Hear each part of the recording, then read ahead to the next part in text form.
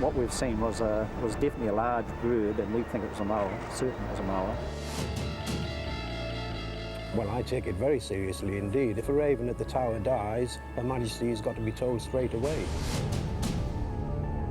There's a monster of the deep sitting there with its big beak head, and didn't know what it was.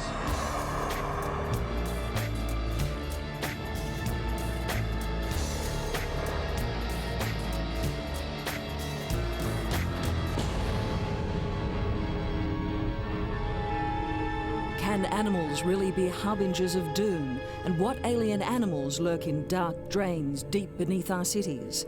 Animal X investigates the weird world of animal mysteries. First to New Zealand, where some believe a bird that science claims has been extinct for more than 500 years is back.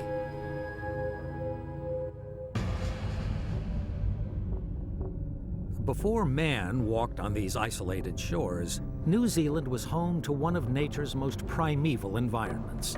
A land time and humanity forgot. A hidden paradise, home to hundreds of species.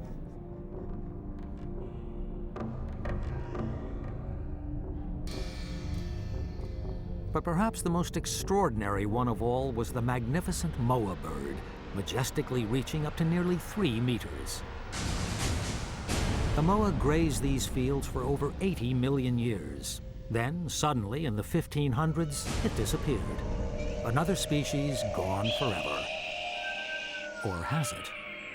What we've seen was definitely a large bird, and we think it was a moa. Certain it was a moa. Fortunately, it'd be wonderful to have these giant birds roaming around here still, but it doesn't look good, I'm afraid. There have been no moas in New Zealand for 500 plus years, even in the most remote areas.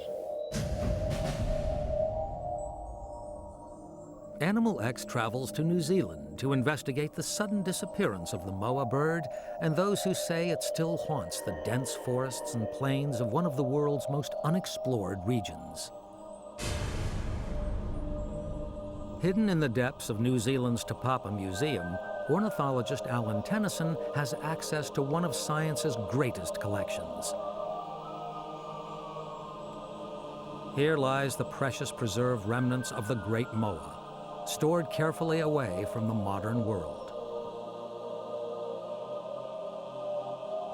The moa were an amazing bunch of birds. There were 11 different species which evolved only in New Zealand.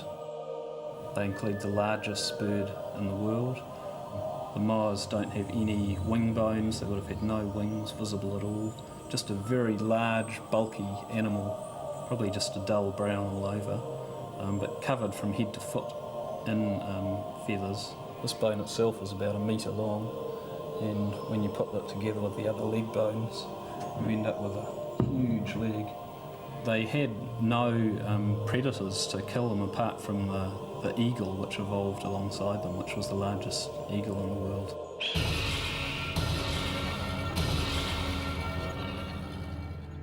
But at the turn of the 14th century, something happened that was to affect the moa forever: the arrival of man.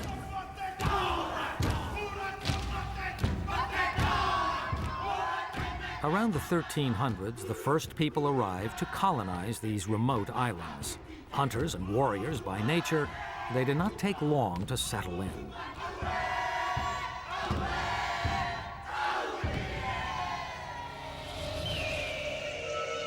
Extinction biologist Dr. Richard Holdaway specializes in studying the moa's dramatic disappearance. What happened to the moa was that they were functioning perfectly normally in a fully functioning ecosystem, and within a century or so of human arrival, they went extinct. Something like 30% of New Zealand's birds became extinct in a few hundred years after human colonisation. They more or less define the earliest period of human occupation in New Zealand. It is known colloquially as the Moa Hunter period. Scientists may be convinced that the last of the moas disappeared over 300 years ago. But deep inside New Zealand's interior, something has happened that questions their staunch beliefs. In 1993, ex-SAS officer Paddy Freeney and schoolteacher Sam Waby came across something they had never seen before while walking through a forest. It was just a day out, lovely day, just to have a bit of a jaunt, but I always take the rifle with me, because you never know, in these areas, anything can pop up. I was actually walking in the water on this rocky section, and I came to this obstacle and stopped and had a look over, and suddenly I saw this head of this, obviously a bloody big bird. We could see its head and neck, but not all of its body, and we were dumbfounded. And it came out in the open. It was the first time we saw it, complete, covered in feathers, stumpy legs, big bloody long neck and a head, beak, all the rest of it, claws. Just couldn't believe what we had seen, but decided that the only thing it could have been was a moa. And of course I had a camera on me, but I'm desperately trying to get it up. And I got the old camera up and I was sort of going click. Paddy's photograph and the sighting caused a sensation in the country, which had long thought the bird was extinct. The photograph was eagerly published by the media, keen to establish the fact that one of their most exotic animals could still be alive. The scientists, however, were not convinced. If you ask my opinion of the image, it looks like the rear end of a deer looking over its shoulder. From fossil bones like these, there haven't been any remains identified that are younger than about 600 years old, and there's no real evidence that anything has survived past that time. Whether believers or skeptics, New Zealanders have been enthralled by the moa for decades, and there is a history of elaborate hoaxes. One of the most famous of these was in 1954, when Mick Neville admitted to faking moa prints along a riverbed. His son Graham still has the famous moa shoes worn by his father. I used these shoes, turned up 3 prongs and 3-inch nails bent over and flattened out, and nailed them on a pair of shoes.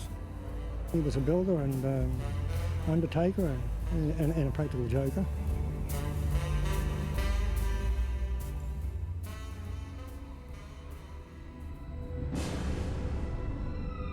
This unique bird has forged a strong place in New Zealand culture, but does this justify bringing the moa back from the dead?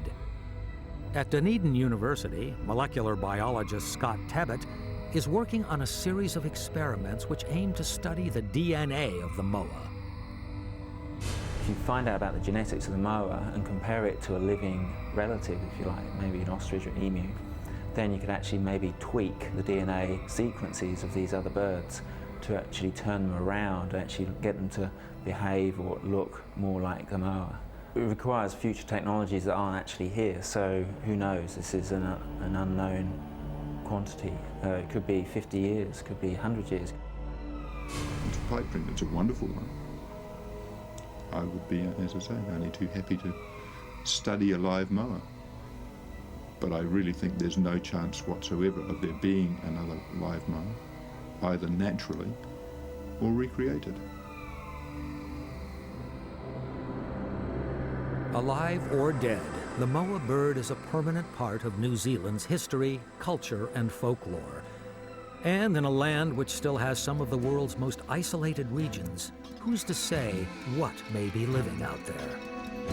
A flightless bird from the past or a flight of fancy? After the break, Animal X looks at 2 other feathered creatures, one with powers to ruin a nation, the other to send a ship to the bottom of the ocean. Traditionally, sailors have taken the superstition about the albatross very seriously indeed. And they say that as the body of the sail kind of rolls along underneath the waves, so the bird's soul tracks above the waves. Welcome back to Animal X.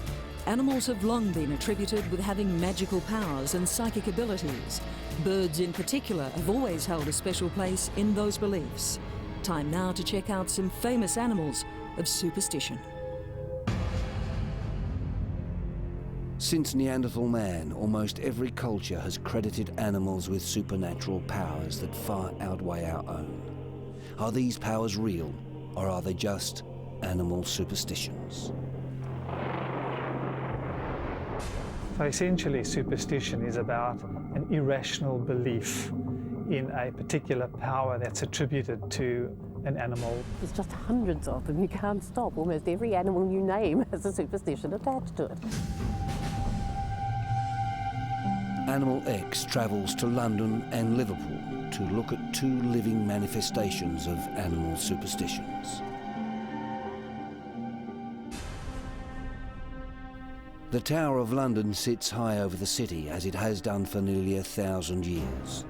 It's believed that if the black ravens that reside in the tower grounds should ever flee, the country will be destroyed. Ravens have been here ever since the place was first built in 1078. And by the late 1660s, there were hundreds and hundreds of them here. And the Astronomer Royal of that time asked the king that could we get rid of them because they were making a mess of all of his instruments. The king initially said yes, but then he was reminded of an old legend. They all leave, the Great White Tower will crumble and fall down, and along with it will fall the country and the monarchy. Now that frightened the king, so he said, right, by my royal decree, we'll always keep 6 ravens here, and from that day, we've always kept 6. Since then, the country has always taken the raven superstition very seriously. Legend has it that during the Second World War, raven numbers dwindled to nothing. With Hitler at his height, Winston Churchill himself demanded that new birds be found and brought back to the tower to ensure the safety of the river. But is this a human need to believe, brought on by fear, or is there some truth lying behind these animal superstitions? Philippa Madden is a medieval historian at the University of Western Australia, and Dr. Alan Schaefer is a clinical psychologist and socio-analyst. Even though Churchill may have been a very rational person in many of the decisions and thoughts that he had to deal with, all ravens, with their own peculiar characteristics, attract a certain belief system. That belief system gets expressed in very powerful ways, particularly under the highly emotive conditions of war. Well, ravens are a very good bird for the Tower of London because there are a number of superstitions connected with them. There's the one that says that they were originally the birds of Odin, the Viking birds, but also in some parts of England, ravens were thought to be reincarnations of King Arthur. If you killed a raven, that was just terrible because King Arthur was alive in that bird. Can animals wield power over us? Medieval Europe was steeped in this kind of superstition, but do we still take it seriously? Well, I take it very seriously indeed. If a raven at the tower dies, Her Majesty has got to be told straight away. Two people who believe animal superstitions more than most are John Hulligan and Albert Jenkins. 30 years ago, both these men were working on the ship Calpean Star. It was an ordinary ship until one fateful day in 1959. An albatross that was being transported on board died. The crew decided to go on strike. I think they just walked off because I think they were in sympathy with the dead albatross. They just wouldn't go back on board the ship for some reason, say it would be unlucky. Traditionally, sailors have taken the superstition about an albatross very seriously indeed, and they say that as the body of the sailor, who's been buried at sea obviously, the sailor's body kind of rolls along underneath the waves, so the bird's soul tracks above the waves. It's unlucky both to kill albatrosses and to see them around the boat. Why is it appearing? Why is it hovering around the boat? And the chances are it's coming to bring some kind of message of disaster. Determined not to sail on what they now saw as a doomed ship, the crew were replaced by a less superstitious group. However, the nightmare was only just beginning for the Calpean Star. On June the 1st, 1960, 10 months after the albatross died, the ship sank. We were only out a few hundred yards when this explosion occurred, where the fire started. Most of the people on board the ship felt it was down to the albatross dying. There was no problems with the ship before it got this damn bird. The Calpean Star had been plagued by misfortunes for most of the year before it sank.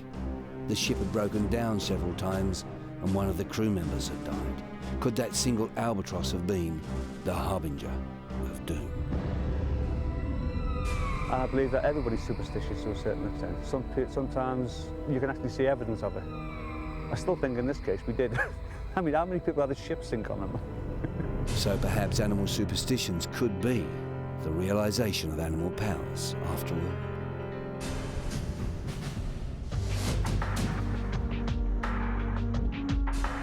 Harbingers of doom may be the stuff of nightmares, but what about real-life creatures that can chill us to the bone? After the break, Animal X goes underground to check out what could be lurking deep below in our city's drainage system. Never know what might be down in the sewer system. The science says it's not there, but the myths might be real.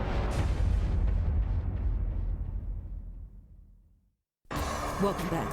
It came out of the dark, damp sewers. It speaked like jaws chomping at anyone who came near it. Not a scene from a 50s horror movie, instead an eyewitness account of a real animal, one of the world's mysterious yet elusive drain dwellers. Urban legends have long told of colonies of bizarre creatures living and lurking deep within the bowels of a city sewer system. Surviving in a dark, shadowy world below us, rats, turtles, even alligators are rumoured to roam the underground maze. There's a monster of the deep sitting there with its big beak head and didn't know what it was. The strangest thing I've ever seen in my life. Never know what might be down in the sewer system. The science says it's not there, but the myths might be real. To investigate claims of sewer survivors, Animal X travels to Sydney, Australia, where construction workers say they've discovered a bizarre creature, a beast who may have secretly survived in drains and sewers for decades. Tony Hughes was with a group of workmen on a construction site in inner Sydney when they discovered this endangered Native American snapping alligator turtle. Couldn't believe my eyes. Just sitting there, wasn't moving, had its mouth wide open. Wasn't really interested, looked like it was dead. We touched it, it just swung around, had a go at us, and got up on its front legs. Wildlife authorities believe it may be one of a batch of baby turtles stolen from the Australian Reptile Park north of Sydney in 1979. Reptile handler Craig Adams says this creature has an amazing ability to adapt to different environments. I guess this animal's been living in the drains, the canals, around the Sydney region for the last 20-odd years, chomping away on fish. Adams believes the turtle's long-lost family, a whole colony of feral reptiles, could still be lurking in Sydney's drains and waterways. Something so cryptic as a snapping turtle just beneath the murky pond there, you just don't know they're there. You see them when they breathe, they just stick those little nostrils up, so they're masters of disguise. In New York, reptile rescuer Robert Shapiro has dedicated decades of his life to saving the city's abandoned animals. It's a very tame animal. Probably never been able to, never been grabbed behind the neck. That's what happens. No. Shapiro, who operates an animal sanctuary from the back of his clothing store, claims it would be impossible for city sewers to be home to any mysterious creatures for long. They need sunlight. Ever been to a sewer? There's not a lot of sunlight in the sewer. They need to eat food. They don't eat refuse. They eat actual animals. And they need to bask in the heat all the time, not stay in water. I mean, everything about a sewer is death for a reptile. This character was found abandoned in a bathtub when new owners moved into their inner city apartment. It's the genuine article. This is an American alligator. It's a little underfed, but it's a nice little baby. Shapiro says abandoned pets can end up in sewers and drains. They suffer a torturous death after being flushed down the toilet. The statistic is over 90% of reptiles bought die the first year of their lives. You're talking about millions of animals every year. Millions, multi-millions of animals. So that's a big problem. In 1983, in France, a live baby crocodile was pulled out of a Parisian sewer. No one is sure how it got there or how long it managed to survive before being discovered. Robert Adamski is a former deputy commissioner for the Department of Environmental Protection in New York. He knows well the legend of the city's sewer gators. Children did in the 1930s. They were shoveling snow, put in a manhole, and found an alligator. After that, there was a famous sewer and maintenance man named Teddy May, who allegedly went in and cleaned out some more alligators in the sewer. That's how the myth started, but Adamski says in the 6,500 miles of sewer systems around New York, inspectors have never found a live alligator. Most of the animals and most of the things that are found are dead. The travel time in the sewer is somewhat extensive. The conditions are not real conducive for most living matter to survive. Perhaps in time, this dark, damp underworld will reveal more of its secrets. But until then, the question remains. Could strange drain dwellers be hiding in this harsh, hostile environment?